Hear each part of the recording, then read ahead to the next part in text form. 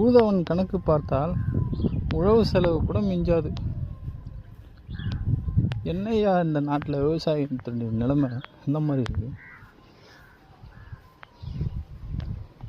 பெரிய பெரிய மாநாடுலாம் போடுறீங்க, என்னென்னவோ பண்ணுறீங்க, ஆனால் மழையில் அழிஞ்சு தான் போகுது விவசாயம்.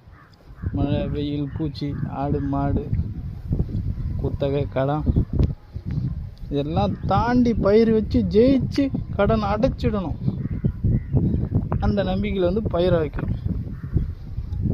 படித்த இளைஞர்கள் எல்லாம் பயிர் வைக்குவாங்க, பட்டதாரி இளைஞர்கள்லாம் பயிர் வைக்க வந்தால் தான் நாடு முன்னேறுன்றாங்க. விவசாயம் தான் நாட்டு முதுகெலும்புன்றாங்க. அந்த முதுகெலும்பு யார் கண்டுக்கிறாங்க? எலெக்ஷன் வரும், எலெக்ஷன் வரப்போ தான் மாநாடு, அது விவசாய மாநாடு, என்னென்னவோ சொல்கிறீங்க. நன்றி.